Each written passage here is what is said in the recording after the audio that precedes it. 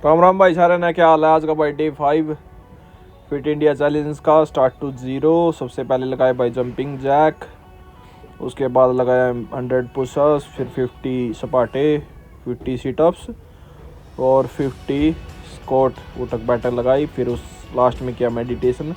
इसी के अंतराल मैं आपको बताना चाहता हूँ भगवद गीता के बारे में। भागवत गीता हिंदू का सर्वश्रेष्ठ धर्म ग्रंथ है। महाभारत के युद्ध के समय जब अर्जुन अपने परिजनों को युद्ध में अपने विरुद्ध खड़ा देखकर युद्ध करने से पीछे हटते हैं, तब भगवान श्री कृष्ण अपने भक्त तथा सखा अर्जुन को जीवन मरण लोक परलोक के बारे में विस्तार से बताते हैं। श्री कृष्ण की यही वाणी धार्मिक पुस्तक भागवत गीता के रूप में हमारा मार्गदर्शन करती है। संजीव निर्जव जीवन मृत्यु जन्म पुनर्जन्म लोक परलोक स्वर्ग नरक, यूँ कहे कि जीवन की हर समस्या का निवारण भागवत गीता में मौजूद है। कृष्ण खुद कहते हैं कि जो व्यक्ति पूर्ण भक्ति भाव से मेरा ध्यान करता है, जो मुझे खुद में महसूस करता है, उसे फिर जीवन मरण के बंधन से मुक्ति मिल जाती है, वह मेरे धाम का निवासी हो जाता है। भगवद गीता के कुछ मुख्य श्लोक और उनका हिंदी अनुवाद हमने यहाँ लिखा है ताकि ये सभी लोगों गीता के उपदेश को पढ़े जान सके। परमपिता परमेश्वर को पाने की सही मार्ग क्या है। भगवद गीता सार। यह बड़ी शौक की बात है कि हम लोग बड़ी पाप करने का निश्चय कर बैठते हैं तथा राज्य और सुख के लोभ में अपने स्वजनों का नाश करने को तैयार हैं। हे अर्जुन, विषम परिस्थितियों में कायरता को प्राप्त करना श्रेष्ठ मनुष्य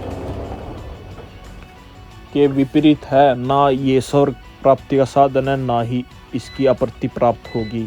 कर्म ही पूजा है। हे अर्जुन, तुम ज्ञानियों की तरह बात करते हो, लेकिन जिसके लिए शोक करना चाहिए उसके लिए शोक करते हो। मृत्यु या जीवन ज्ञानी किसी के लिए शोक नहीं करते।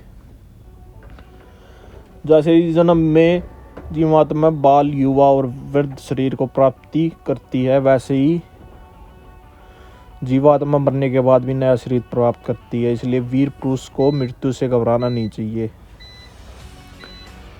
ना यह शरीर तुम्हारा है, ना तुम शरीर के हो। यह अग्नि जल वायु पृथ्वी आकाश से मिलकर बना है और इसी से मिल जाएंगे।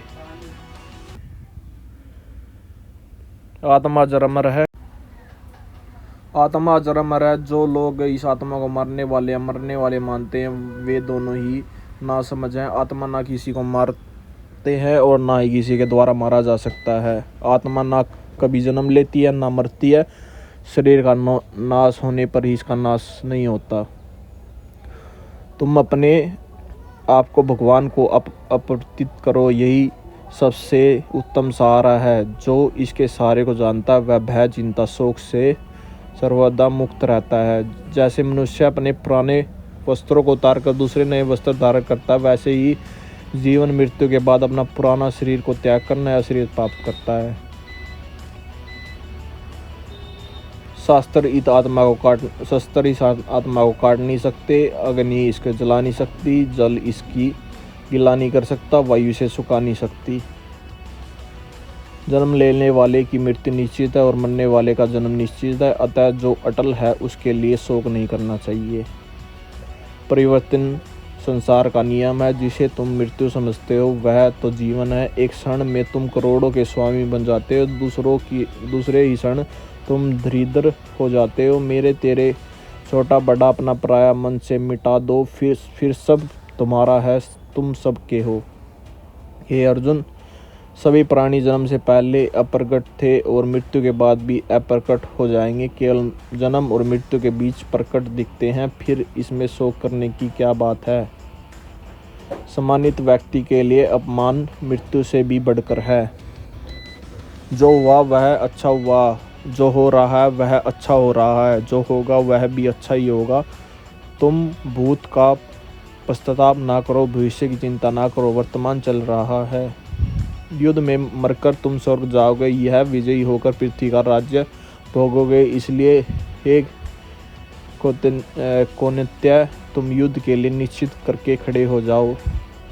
सुख दुख लाभ हानि और जीत हार की चिंता न करके मनुष्य की अपनी शक्ति के अनुसार कर्तव्य कर्म करना चाहिए। ऐसे भाव से कर्म करने पर मनुष्य को पाप नहीं लगता।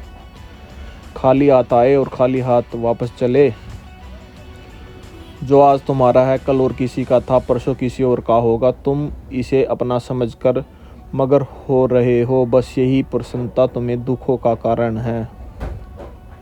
जिन्हें वेद के मधुर संगीत वाणी से प्रेम है, उनके लिए वेदों का भोग ही सब कुछ है। तुम्हारा क्या गया जो तुम रोते हो? तुम क्या लाए थे? तुम क्या खो दिया? तुमने क्या पैदा किया था जो नाश हो गया? तुम कुछ लेकर आए, जो लिया यहीं से लिया, जो दिया यहीं पर दिया, जो लिया इसी भगवान से लिया, जो दिया इसी को दिया। केवल कर्म करना ही मनुष्य के वश में है, कर्मफल नहीं। इसलिए तुम कर्मफल की आसक्ति में ना फंसो, अपने कर्म का त्याग भी ना करो। तुम्हारी बुद्धि मरब दलदल को पार कर जाएगी। उस समय तुम शास्त्र से सुनने योग्य वस्तुओं से भी वैराग्य प्राप्त करोगे। दुख से किसका मन परेशान नहीं होता, सुख से किसकी आशंकाएं नहीं होती। जिसके मन में रोग, भय और क्रोध नष्ट हो गए, ऐसे मुनि आत्मज्ञानी कहलाते हैं। हे कुंती नंदन, स्वयं का प्रयत्न करते हुए ज्ञानी मनुष्य के मन को भी चंचल इंद्रिया बलपूर्वक हर लेती है। जिसकी इंद्रिया वश में होती है, उसकी बुद्धि शीतल होती है। विषयों का चिंतन करने से विषयों की आसक्ति होती है, आसक्ति से इच्छा उत्पन्न होती है और इच्छा से क्रोध होता है। क्रोध से सम्मोहन और अविवेक उत्पन्न होता है। सम्मोहन से मन भ्रष्ट हो जाता है। मन नष्ट होने पर बुद्धि का नाश होता है और बुद्धि का नाश होने से मनुष्य का पतन होता है। क्यों व्यर्थ की चिंता करते हो? किसके व्यर्थ डरते हो? कौन तुम्हें मार सकता है? आत्मा न पैदा होती है न मरती है। शांति से सभी सुखों का अंत हो जाता है और शांति चित्त मनुष्य की बुद्धि शीतल होकर परमात्मा से युक्त हो जाती है। जो कुछ भी तुम करता है उस भगवान को अर्पण करता चल। ऐसा करने से सदा जीवन मुक्त का आनंद अनुभव करेगा। जैसे जल में तैरती नाव को तूफान उसे अपने लक्ष्य से दूर ले जाता है, वैसे ही इंद्रिय सुख मनुष्य को गलत रास्ते की ओर ले जाता है। जो मनुष्य सब कामनाओं को त्याग कर इच्छा रहित, ममता रहित, अहंकार रहित होकर विचरण करता है, वही शांति प्राप्त करता है। मनुष्य कर्म को त्याग कर कर्म के बंधन से मुक्त नहीं होता। केवल कर्म के त्याग मात्र से ही सिद्धि प्राप्त नहीं होती। कोई भी मनुष्य एक क्षण में बिना कर्म किए नहीं रह सकता। श्रेष्ठ मनुष्य जैसे आचरण करता है, दूसरे लोग वैसे ही आचरण करते हैं। वह जो प्रमाण देता है, जन समुदाय उसी का अनुसरण करते हैं। जो मनुष्य बिना आलोचन किए श्रद्धापूर्वक मेरे उपदेश का सदा पालन करता है, वो कर्मों के बंधन से मुक्त हो जाता है। इंद्रिया, मन और बुद्धि काम के निवास स्थान कह जाते हैं। यह इंद्रियां मन और बुद्धि को अपने वश में करके ज्ञान को ढूंढकर मनुष्य को भटका देते हैं। इंद्रियां शरीर से श्रेष्ठ कही जाती हैं। इंद्रियों से परे मन है और मन से परे बुद्धि है और आत्मा बुद्धि से भी अत्यंत श्रेष्ठ है। हे अर्जुन, मेरे और तुम्हारे सारे जन्म हो चुके हैं। मैं सबको जानता हूँ, परंतु तुम नहीं जानते।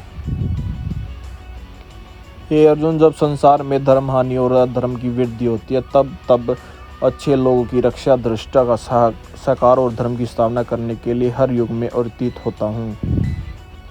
हे अर्जुन, मेरे जन्म और कर्म दिव्य है। इस जो मनुष्य भली भांति जान लेता है, उसका मरने के बाद पुनर्जन्म नहीं होता। वह तो मेरे लोक परम धाम को प्राप्त होता है। हे अर्जुन, जो व्यक्ति जिस किसी को मनोकामना से मेरी पूजा करते हैं, मैं उसकी मनोकामना की आपूर्ति करता हूँ।